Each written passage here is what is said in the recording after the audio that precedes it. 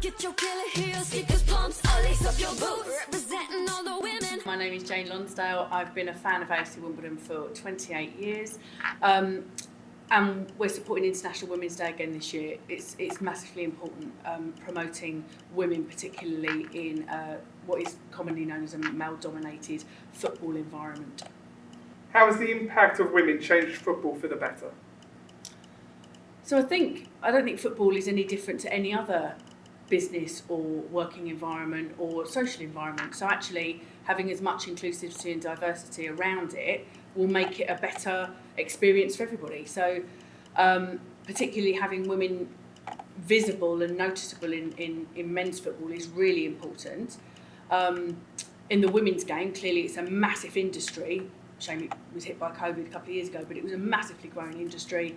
Massively important to have that representation for particularly young girls coming through who can see people visibly. So putting ourselves out there a little bit around International Women's Day is important to be a bit of a role model. You mentioned there the women's side. Obviously our women's side does play here at Plough Lane more often than not now. How important is that for the growth of women in football? Oh, huge. I mean, I've seen I go to the women's games quite regularly. I go to Carshalton and I come here. The difference in crowd size at Carshalton to here is huge. Being at Plough Lane is a massive, massive opportunity for the women's side. And they're actually brilliant. They're playing incredibly well. They've got the highest scoring. I think we're going to hear from Ashley at some point. And, she's the highest scoring in the club at the moment. And they've had brilliant results this season. So, yeah, it's really important. From your experience, what progress has been made to make women more comfortable while attending football? So I think we've done quite a lot, actually. I think this year is our 4th year of Women at the Game. We run an annual event of Women at the Game that was set up by a lady called Jackie Forster, who's sadly no longer with us. But Jackie's legacy lives on.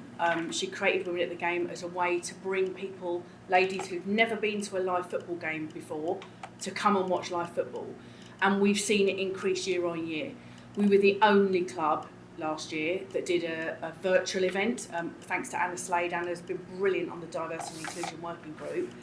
And this year, again, with the opportunity around Plough Lane, it's bigger and better than it's been before. We've got, I think it's 28 ladies coming to the game that have not seen football before. We've got 5 or 6 people talking to them. We're very lucky to have Jenny Scott as the foundation chair. We've got Sophia Axelson, who's the general manager of the ladies team. And having that representation and visibility is really important in making people feel comfortable when they come to a game and see that they're not on their own. It's a safe, welcoming environment. How important is it to have that level of visibility? Obviously yourself, when you were chair of the DTB, obviously current board members Hannah and Michelle. How important is that women who come to our games don't just see representation in the crowd, but in the boardroom as well? Oh, hugely. I mean, why shouldn't it be?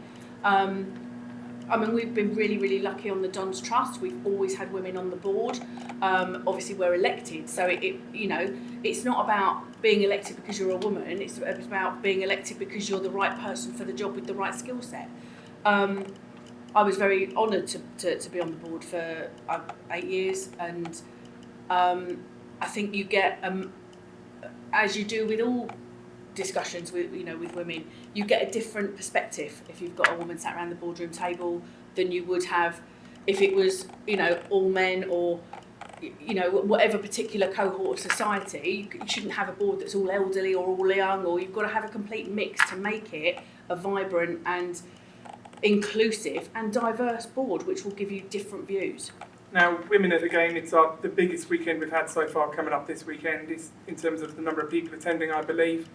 How important is it that we're having that now at Plough Lane in terms of accessibility compared to Kingsmeadow? As I say, it's given us a massive opportunity. We're able to bring more people to the game. We chose the game sort of linked to International Women's Day, but also we're really lucky with the fixture. We're playing Lincoln, and Lincoln have got a really good women's group. They're called Lady Imps. And they are brilliant. The outreach that they've done in their community, again, to introduce more women to the game, but also to have women going to away games together and things like that. The opportunities are great, and Lady Imps have done a fantastic job. What's your International Women's Day message? So I think you just need to look around you and to see the number of women we've got, what they do, how they do it, and just kind of appreciate that. We're in a really good position. We're in a lucky position. Not all clubs have that, and certainly not in men's football. Representation on the board in particular in men's football is very low for women, and we're lucky. We've got 2 brilliant women on the board with Hannah and Michelle. So, we're just look at that and be proud of that. And finally, could you share a women's empowerment moment that's really inspired you? So I guess having women on the board is really, really important. It's really empowering for other women to see that happening. We're very lucky. We've got superb representation with Hannah and Michelle this year on the board, on the Don's Trust board. I think I spoke about a similar story last year, but having visibility is really important. And I was very lucky to work with a lady called Sharon White a few years ago. She's now the CEO at John Lewis Partnership, and she leads by example, and she goes on the shop floor. She does every job within the organisation, so she actually understands it, and she knows what's going on.